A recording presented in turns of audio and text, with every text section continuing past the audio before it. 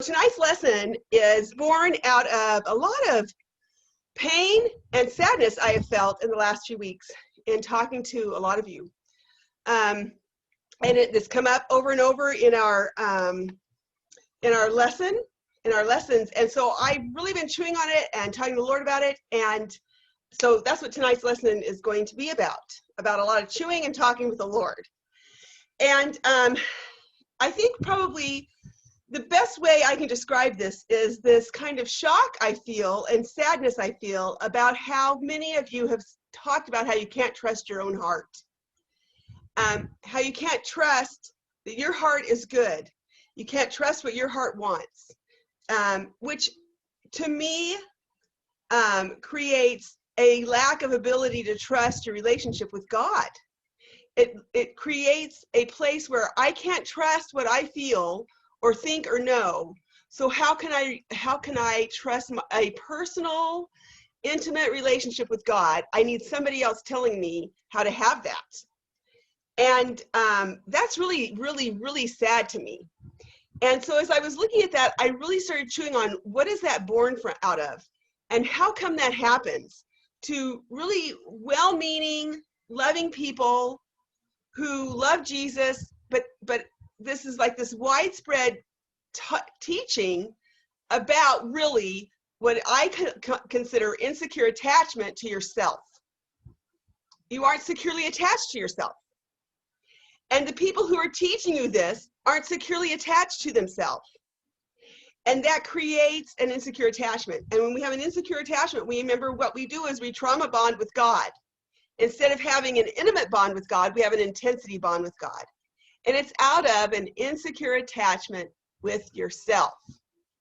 So when I talk about having a secure attachment with yourself, or when I talk about biblically how you can trust your heart, yes, I said it, you can trust your heart. I've given examples, but I want to kind of give you just a couple of little glimpses of this, because I hear how the heart is evil above all, blah, blah, blah, blah, blah. This one verse that is like, everybody knows by heart. But I want to give you some examples and some ideas and some thoughts about Bible verses you can also hold along with the heart is evil above all else verse. The first is that, by the way, when you are buried in baptism, you get up to walk a new life. The old heart, the evil heart, is the old man. You get up and walk a new life. That new life is a life that Jesus comes to live in your heart. John 14:23. That new life is where Paul says, I have the mind of Christ. That new life is where Colossians says, Christ in me, the hope of glory. That's the new life. And if you are believing your heart is evil and you can't trust it, you didn't get up when you were buried in baptism. You're still laying down in there. You aren't walking a new life. You're counting on somebody else to walk it for you, somebody else to tell you what to do, somebody else to help you understand how, you can relate with God, instead of knowing you have that inside of you. And tonight, I'm really hoping to start a dialogue with you and a learning with you about a secure attachment to that new heart in you. My husband and son and I were reading this week. We read every night together, and he came to Ezra 7, and I went, wait, stop, read that again. And I want to read this to you. This is so amazing. This is what Ezra 7 verse 10 says. This is really cool. Ezra 7:10. For Ezra had prepared and set his heart to seek the law of the Lord, to inquire for it, and of it, to require and yearn for it, and to do and teach the Israelites statutes and its ordinances. Ezra prepared and set his heart to what? Seek the law of the Lord, to inquire for it, and to inquire of it, to require and yearn for it. That was Ezra's heart. Now, I want to ask you this right now. I want you to look inside and tell me if you have to go potty. If you have to go potty, check your bladder right now. I can't check Chelsea's bladder. I can't check Jackie's bladder. I can't check anybody's bladder. I can check my own bladder. I can't tell you if you have to go potty, but you can. In the same way, you can check your heart right now. You can check your heart, and I will teach you how.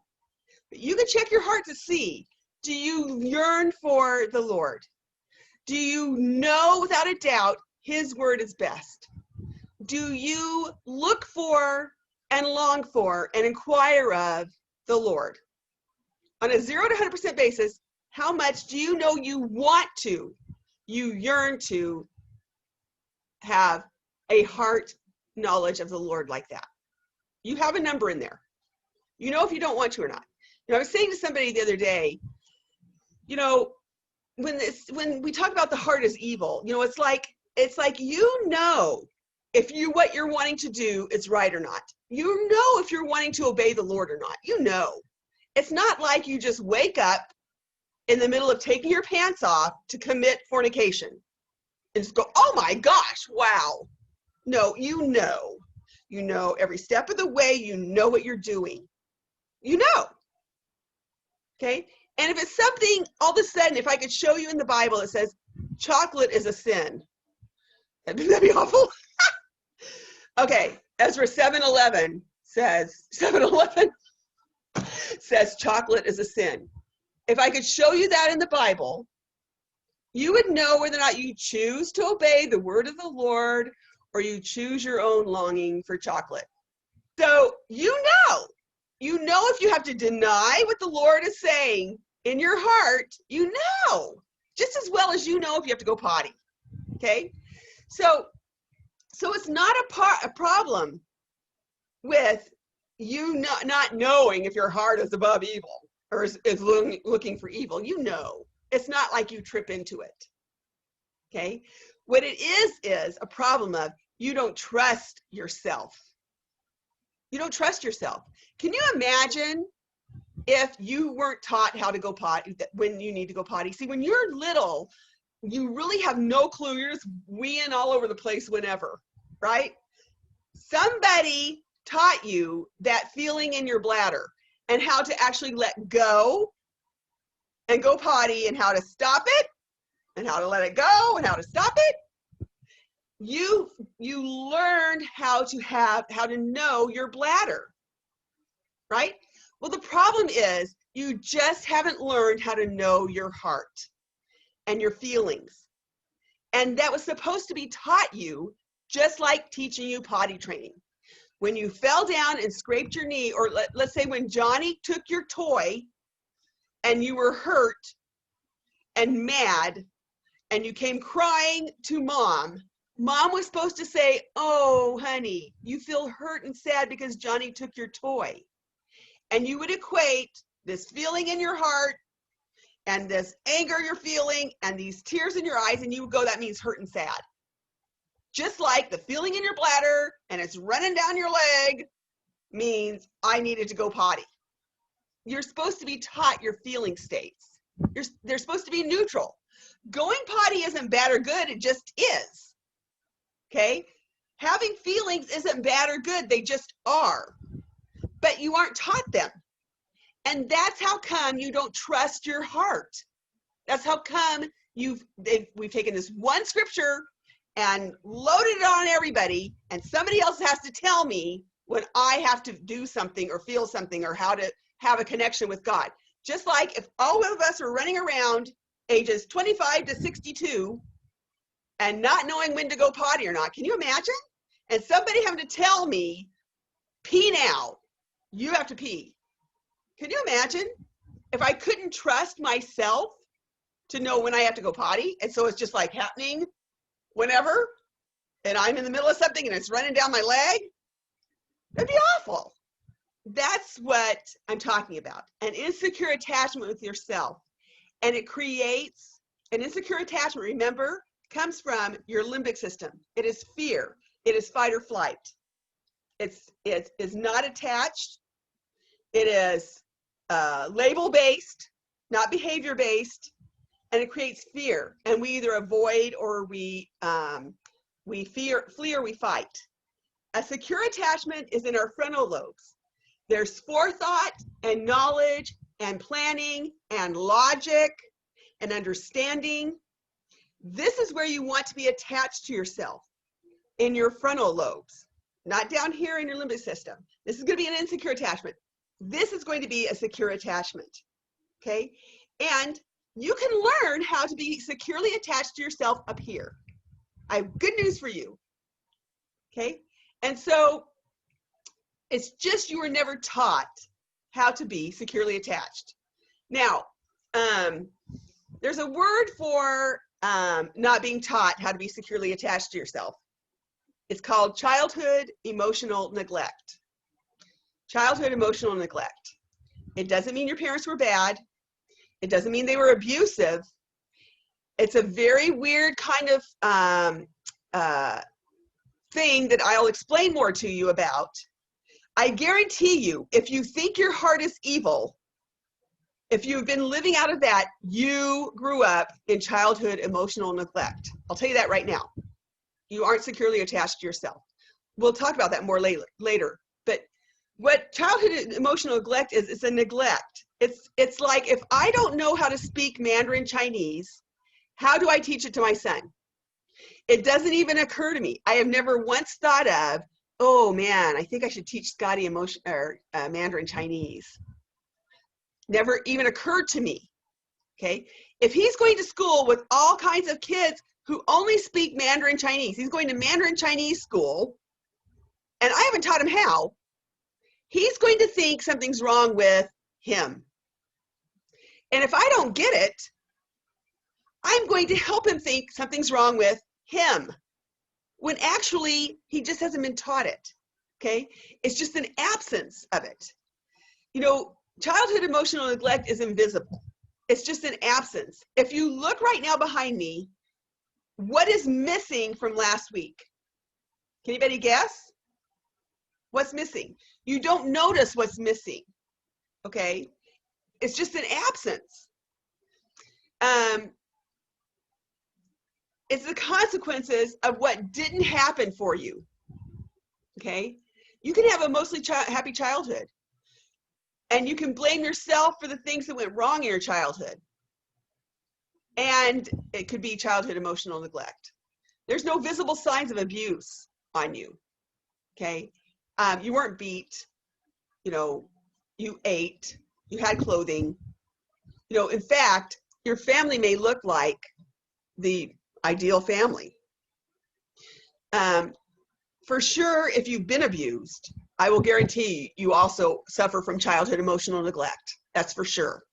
Because there's no way you can be abused and not be neglected emotionally, okay? But if you had childhood emotional neglect, it doesn't mean you were abused. It means you were neglected.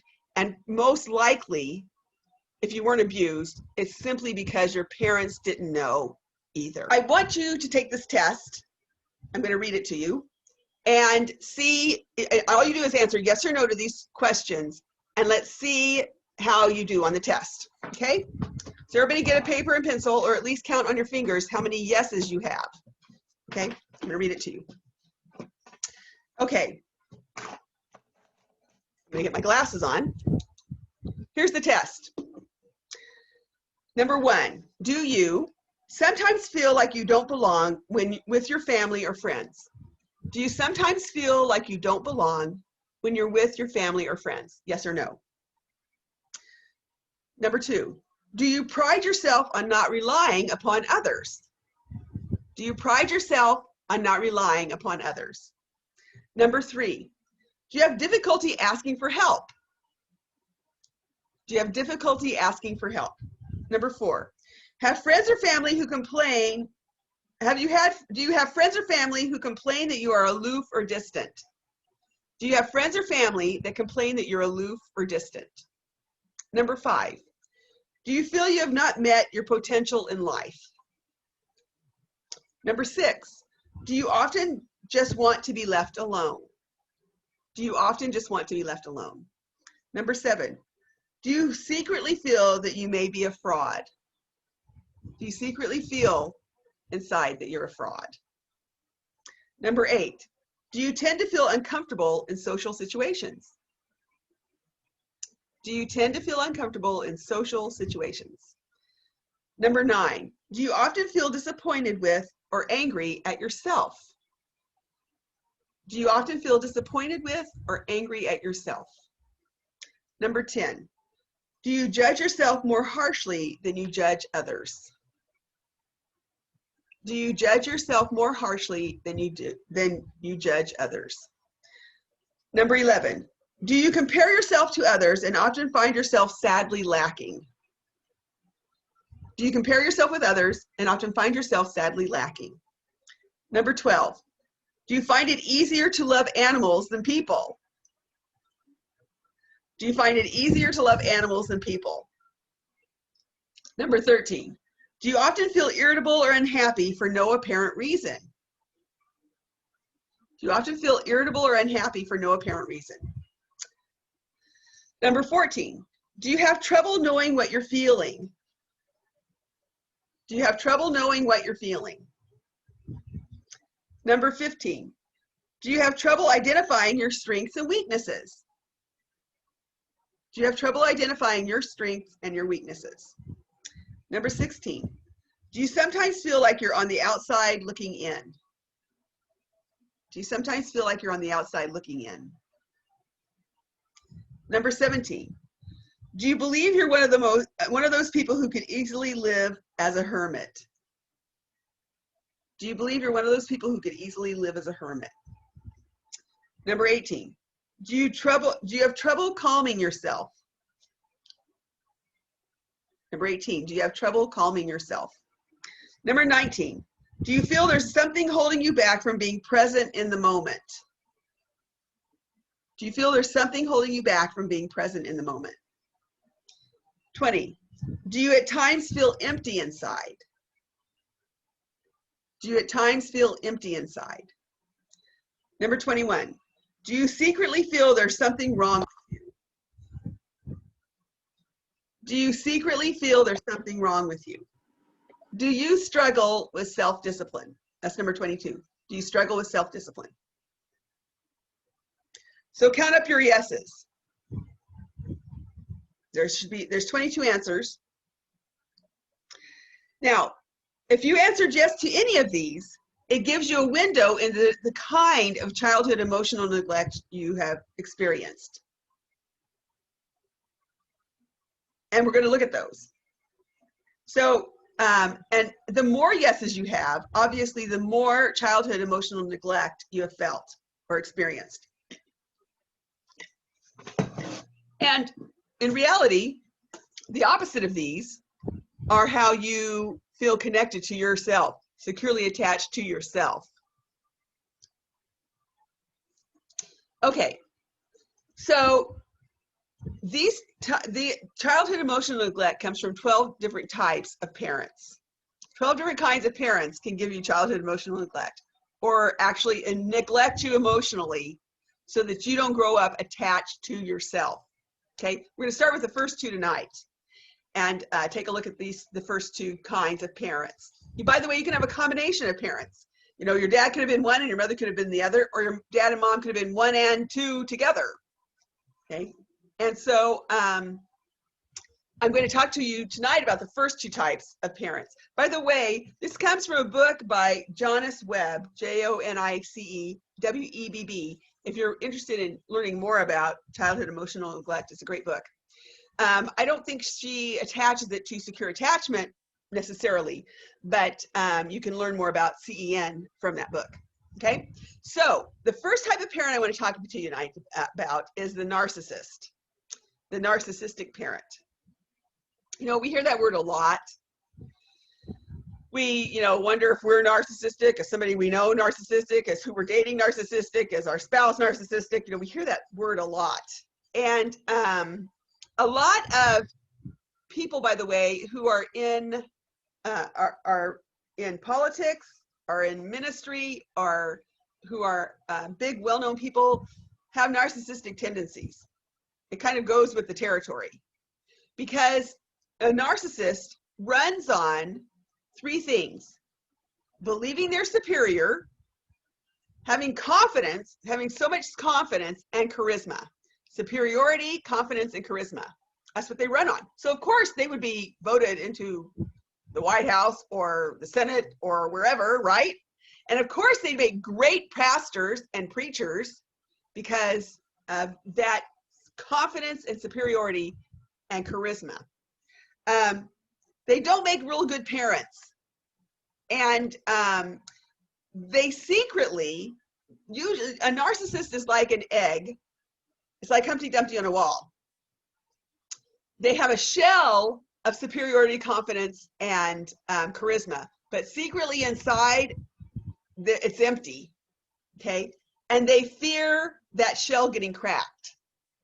They fear somebody finding out they're not superior, okay? Some who are secretly in there, they know they're not all that, okay? They know they're not any different than the rest of us.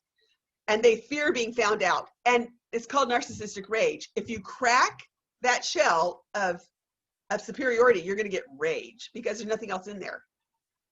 And so if they gravitate toward people who believe in their superiority and buy it, and they will avoid and run from people who recognize their normalcy, recognize they're not any different than the rest of us. They don't want to be around those kind of people because their shell can get cracked, right? So they run and avoid circumstances or people who point out their normalcy, that they're like everybody else, and don't buy the superiority or the charisma, okay? Now you can imagine as a kid, if you're the child of a narcissist demands perfection from their children. So if you have a perfectionistic problem in your life, you probably were raised by a narcissist because they demand that you be perfect, because, or at the very least, that you don't embarrass them. If you as a child failed to catch the fly ball in Little League and your parent was personally humiliated, that's a narcissist, okay? If the parent is the only one who matters. If the child expresses a need themselves, they're selfish and inconsiderate.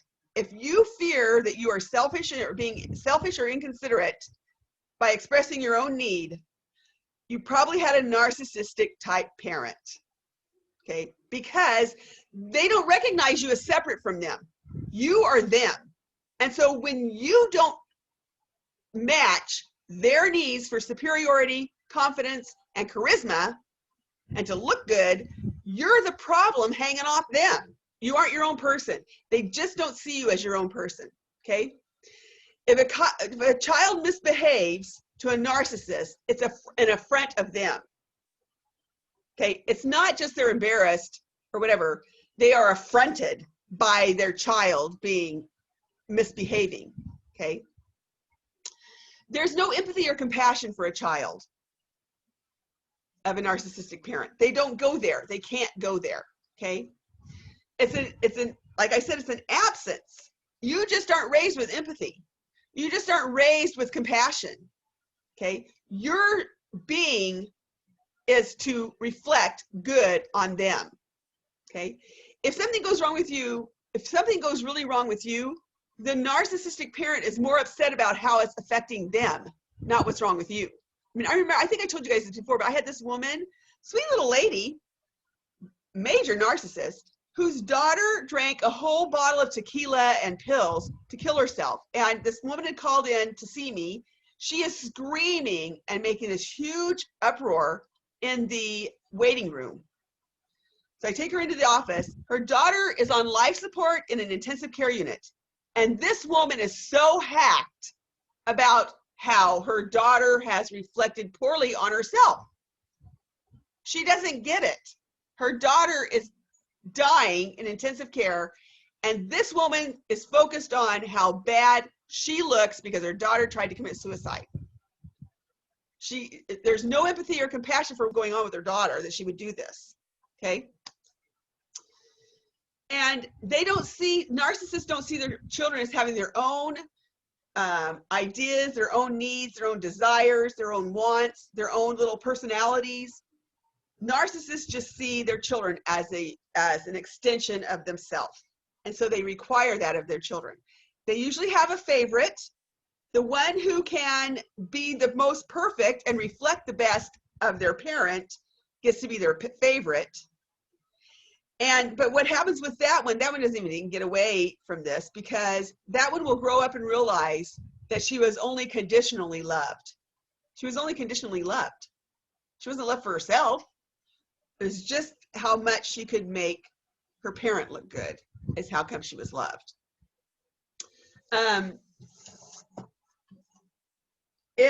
If you were raised by a narcissistic parent as an adult, you can distance yourself from that parent. Most people who are raised by narcissistic parents distance themselves in some way, just trying to peel off that parent from themselves as an adult. But they will still have an uncertainty about themselves. They think their needs are subservient to somebody else's needs. They'll worry that they're being selfish or inconsiderate. They don't know how to be fully alive in themselves. They have trouble seeing the world through their own eyes. And so oftentimes they'll ask other people for feedback, because they're needing to know that they're okay based on how somebody else is giving them feedback. And that is from a narcissistic parent. I want to read you a little vignette about somebody who had a narcissistic parent. Okay. This is about Zeke. Zeke hands his mother a note. He's in 3rd grade. She reads it, and Zeke sees her muscles tensing and her jaw tightening and a flush stealing up her neck. She shakes the note in Zeke's face. "How could you do this, Zeke? Now Miss Rollo will think I have not taught you good manners. This is embarrassing. Go to your room. I don't want to see you right now. I'm very hurt." Now, Zeke's note was about that Ms. Rollo had told him to do something, and he was trying to explain to her how come he couldn't do it. And so he got in trouble. And so Zeke's mom takes his misbehavior personally. She doesn't sit down and ask Zeke what happened. She only sees the teacher's note and takes it insultingly toward her. She doesn't ask Zeke what happened and say, "Well, Zeke, next time when an authority figure at school tells you to do something, you go ahead and do it, and then later you can ask how come. Or later you can give your idea about how come your way may be better. But when you're one of 35, your teacher asks you to do something, she wants you to just go ahead and do it, and you can ask later." Okay? She doesn't give him any understanding of how he can navigate this differently. She doesn't give him any understanding of why it's important to follow the rules even when you think you have a better idea. She just gets insulted and upset and punishes him out of the embarrassment she feels about what Miss Rollo thinks of her. So you can see there's an absence of all this Mandarin Chinese this mom needed to teach Zeke, and instead all he gets is something's wrong with him. And he can't trust himself because he doesn't even know what he did. And he can't believe what he's doing, and he's getting in trouble for it. Okay? That's what a narcissistic parent does to us when we're the child of one. Okay? The second type of parent style that I want to talk about tonight is the authoritarian parent. The authoritarian parent. Now, if you were born between 1946 and 1966, this is the baby boomer parenting style that was touted throughout the land. This was the way to train your kids. So I'm smack dab in the middle of it in 1957, and boy was I brought up in authoritarian parenting. Now, your parents are probably a little bit older, a little bit further or younger than that. They're probably 60s to 70s, I would guess. Early 70s is when your parents were born. Yet, the number one type of problem I see in parents and children who were born to Christian, first generation Christian parents is authoritarian parenting. And an authoritarian, and by the way, if your parents were a part of the Jesus movement, where they dumped their pills and their booze and everything and got Jesus, but they never did the work of recovery, they're probably authoritarian parents. If I have talked to you before about a dry drunk parent, and that made sense, it's because they are authoritarian parents. Okay, authoritarian parents are based on fear. They are afraid you will break the rules. Okay, and the only way they live down in their limbic system, and it's fight or flight. Okay, they live out of fear, and they train you in that. Okay, authoritarian parents are rule bound, they're restrictive, they're punitive, they're inflexible, they have unbending demands, and they create fear in you to get you to follow their rules. It is the parent who says, spare the rod and spoil the child. It's the parent that says, children are to be heard and not seen and not heard. It is the parent who says, my way or the highway. It is the parent who says, because I said so. They are rule-based parents. They require a lot from their children. They require that their children be little adults. They expect that you know how and why to follow the rules and follow them right and do them correctly when you're a little bitty kid. They do not understand a child's growing brain, okay? They don't explain the reason behind a rule. You follow the rules without question. They crack down harshly on what's going on when you break a rule, okay? They don't discuss the problem with you. They just punish you for it. They punish you harshly for it, okay? They're not concerned with your feelings or your ideas or your thoughts about what's going on. They're concerned with your behavior. It is all about behavior. It's not about your thoughts or feelings, okay? So they're certainly not teaching you a feeling state. They probably don't even have one either, okay? So they're just going around. It's like if you're peeing on, if you got a feeling you're peeing somewhere, all you're going to do is get hit for it or punished harshly for it. There's no explanation of how come you're peeing. There's no question about why you're having this peeing problem. There's no asking you your thoughts about why you decided to pee in the middle of the floor. It's just boom, harsh punishment, okay? The same thing happens with feelings. You don't have a feeling state. Feeling states are, useless. By the way, to be an authoritarian parent, you can't really be too empathic about your kids' feelings, okay? About the punishment being harsh, about them crying over it. It would crack their own authoritarianism if they did, okay? So they don't take into account the needs and the temperament and the thought process and the feelings of the child at all. You're a little adult, and they expect you to act like one. And so there's no difference of Johnny from Jamie from Joey. Everybody's the same, okay? They skip the Bible verse. They can really quote some good ones like spare the rod and spoil the child, but they skip the Bible verse that says, train up a child in the way he should go, and when he grows old, he will not depart from it. That scripture says, what that scripture, the original language is saying is train up a child according to their own bent, okay? That means people are bent different ways. One kid is really into logic. One kid's really into emotion. One kid's really everybody has their own process. And if you bend them against their own process, you're going to snap them, just like a little sapling tree, which is what they're talking about.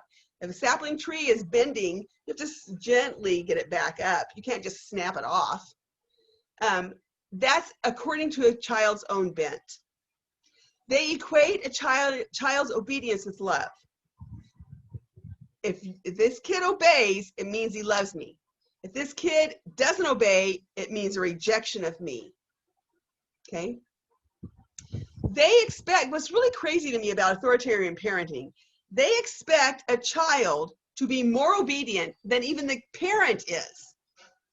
Like the child never, the child is required to never tell a lie. But does that parent lie? The child is required to do exactly what's supposed to be done exactly on time. But does the parent do that? They don't even require of themselves. It's very pharisaical. They don't require of themselves what they require of that child.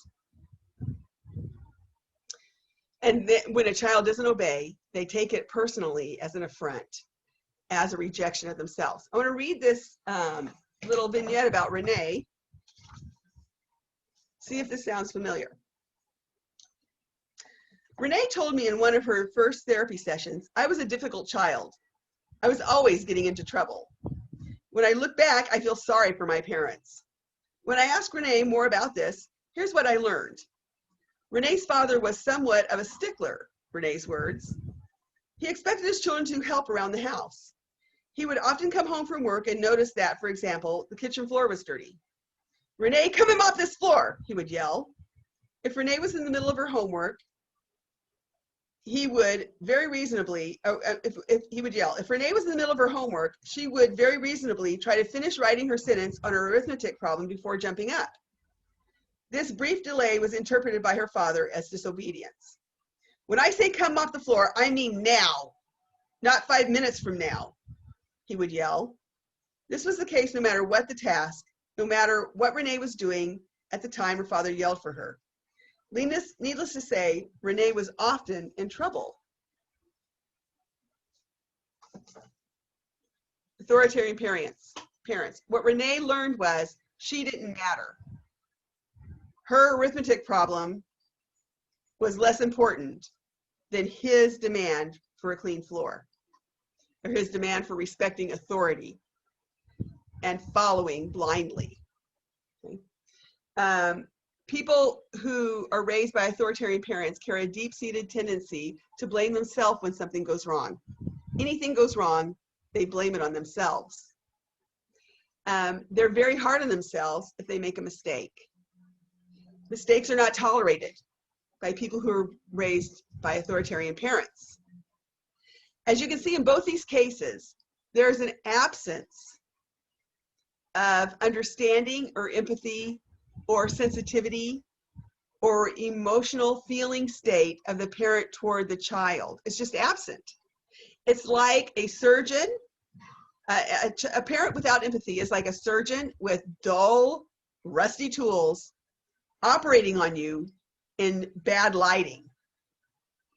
There isn't a connectedness to who you are.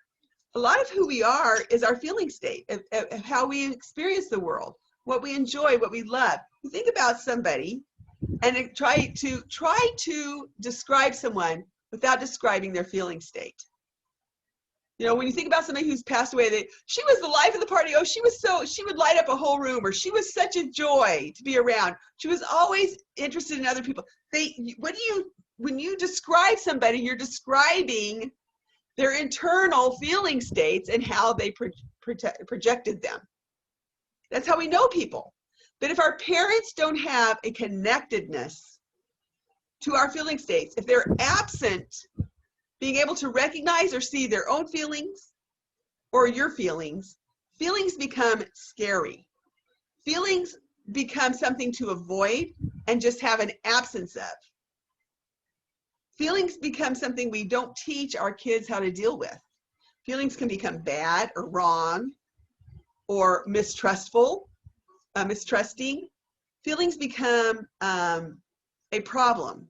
And when you have them, the whole great 1940s to 1960s parents said, stop crying or I'll give you something to cry about.